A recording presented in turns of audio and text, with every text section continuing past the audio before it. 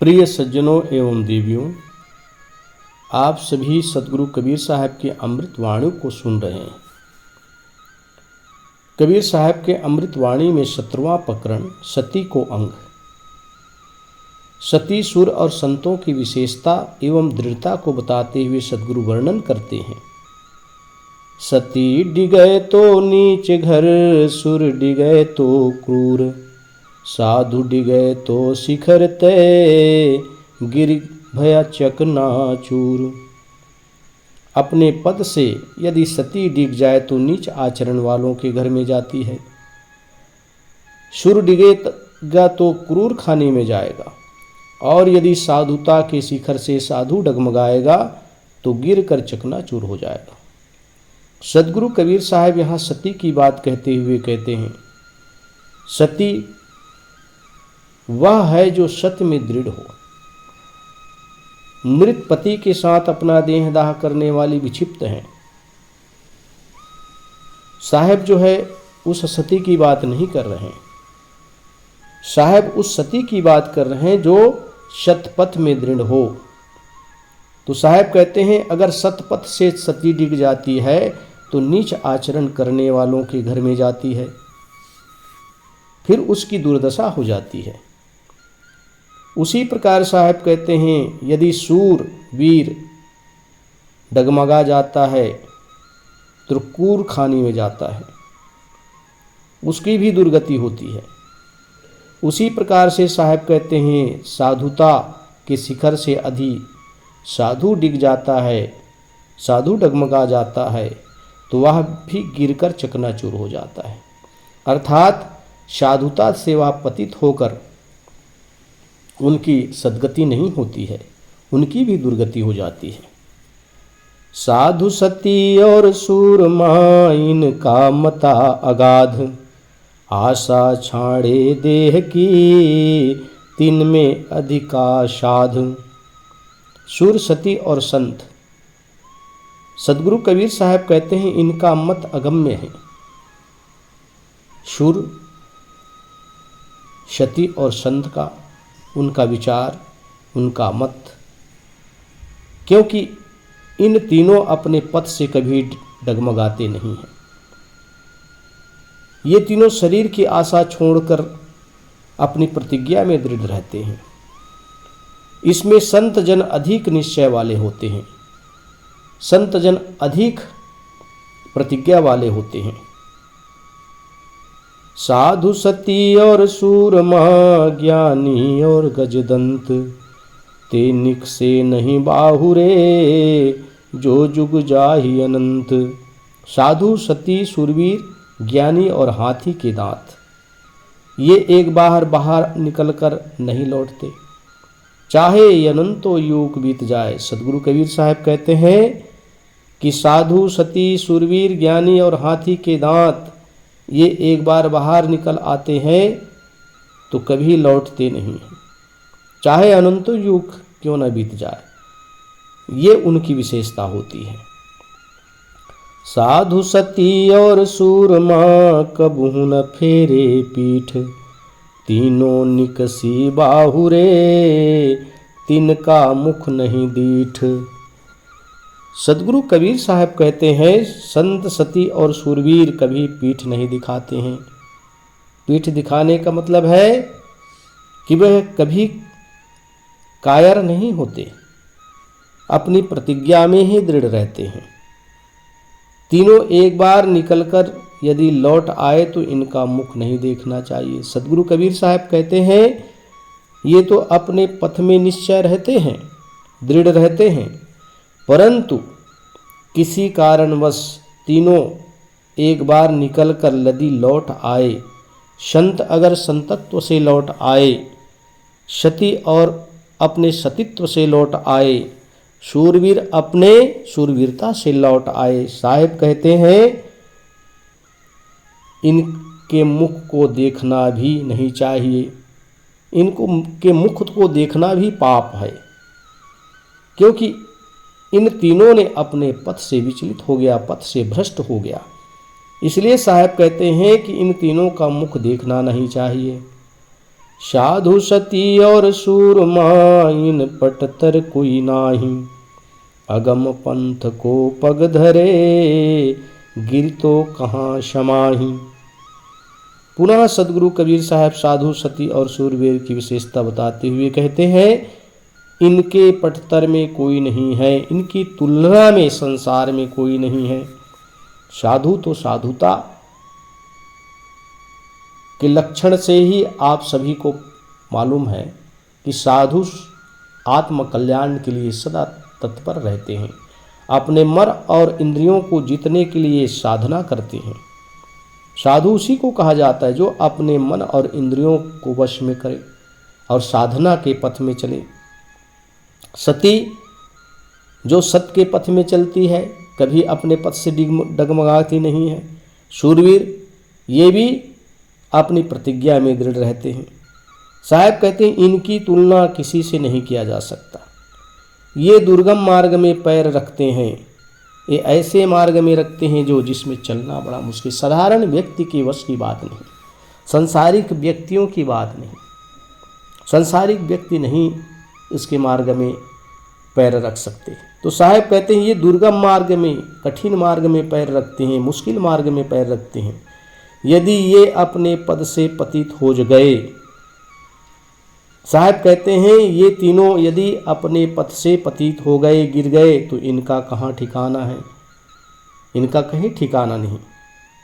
सती चमाके अगिन सु सुराशीस डुलाए, साधु जो चूकै take so तीन लोक अथड़ाए।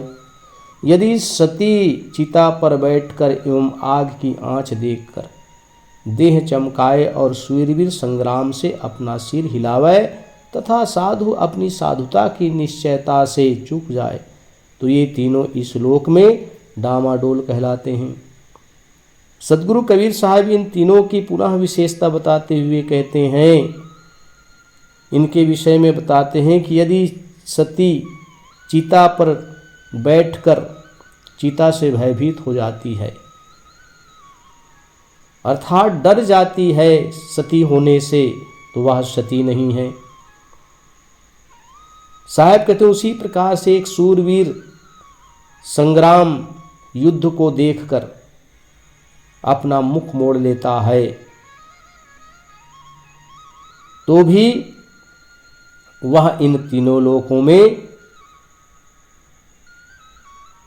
डगमगा जाता है, तो समझो इन तीनों लोकों में उसकी प्रशंसा नहीं होती है।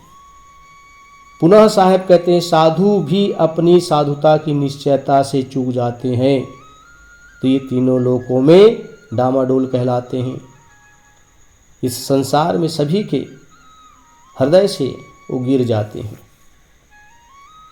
ये तीनों उल्टे बुरे, साधु सती और सूर, जग में हांसी होएगी, मुख पर रहे न नूर। सदगुरु कबीर साहब कहते हैं, साधु सती और सूर ये तीनों लौट आने से बुरे कहलाते हैं।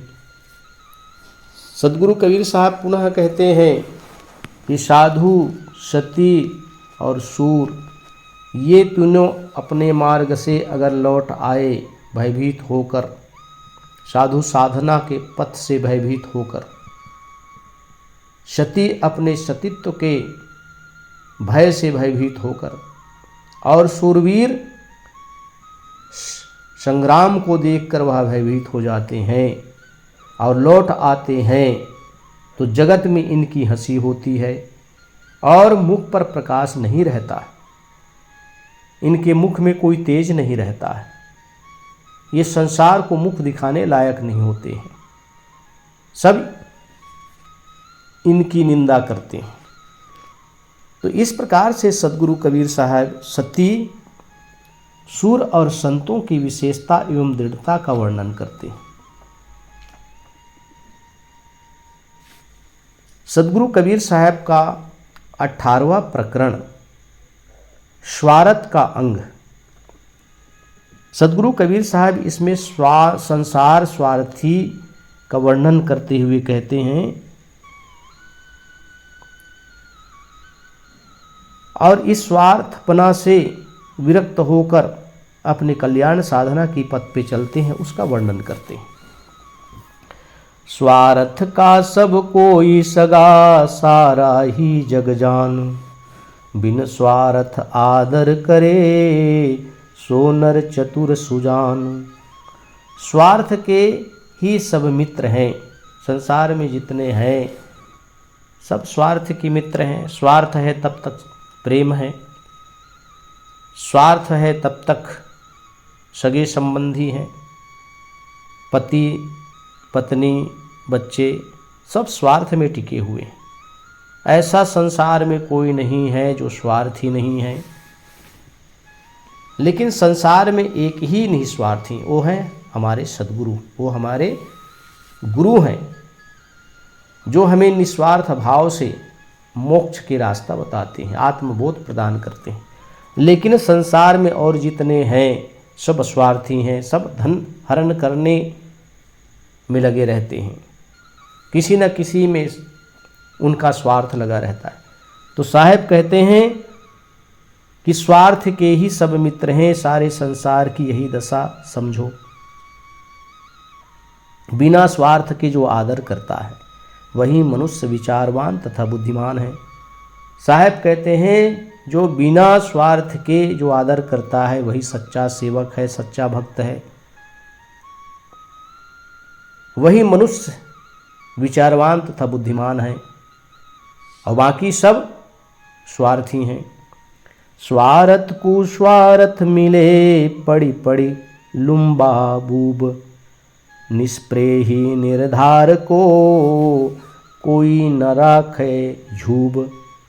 स्वार्थी स्वार्थी लंबे पड़ पड़ एवं झुक झुक कर मिलते हैं, जिनके अंदर स्वार्थ होता है। साहब कहते हैं, साहब कबीर जो है स्वार्थी को बहुत निकटता से उन्होंने देखे हैं, तभी तो कहते हैं कि स्वार्थी मनुष्य स्वार्थ के लिए चिकनी चुकड़ी बातें करते हैं, झुक झुक कर सलाम करते हैं, और ऐसी ऐसी बातें करते हैं कि जो सामने वाले का मन मोह ले, क्योंकि उसको अपना स्वार्थ बनाना है।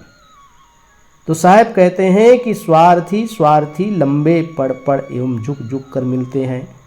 जगत कामना त्यागी निराधार पुरुष का कोई स्वार्थी जन वचन से भी आदर नहीं करता।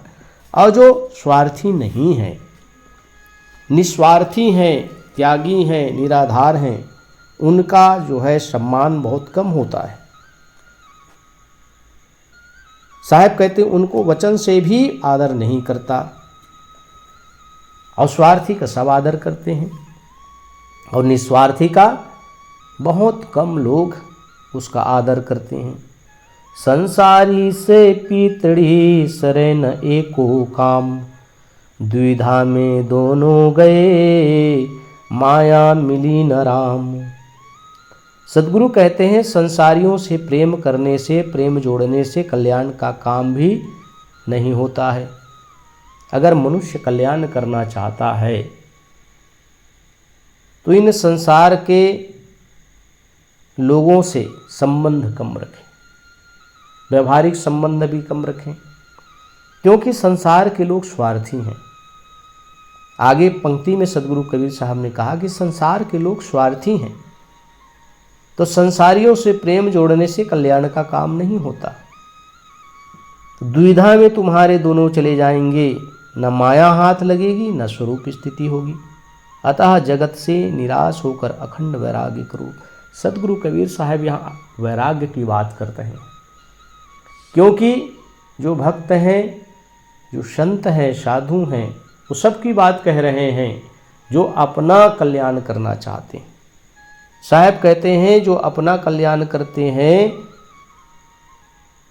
या अपना कल्याण करना चाहते हैं तो संसारियों से प्रेम ना जोड़े।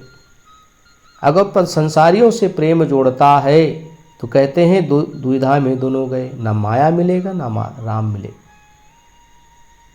अर्थात न स्वरूप स्थिति होगी न माया हाथ लगेगी। इसलिए सद्गुरु कबीर साहब सजग करते हुए, जगाते हुए संसार के लोगों को कहते हैं कि अपना कल्याण चाहते हो तो संसार के किसी प्राणी पदार्थों से प्रेम ना करो, उनसे कभी आशा ही ना रखो। आशा एक गुरुदेव का रखो, जो हमारे कल्याण का सोचते हैं, जो हमारे कल्याण के रास्ते बताते हैं, जीव को बंधनों से मुक्त करते हैं। ऐसे संत गुरुजनों का आदर करो, ऐसे संत गुरुजनों की सेवा करो और इस जगत में रहकर निराश होकर अखंड वैराग्य करो, तभी आत्म कल्याण आप कर सकते हैं। तो इस प्रकार से सदगुरु कबीर साहब संदेश देते हैं भक्तों को और सती सूर और संतों की विशेषता बताते हुए उनका वर्णन करते हैं। इसलिए सज्जनों, आप सभी इस कबीर अमृतवाणी को मनन करें, चिंतन करें और जीवन में आत्मसात करें।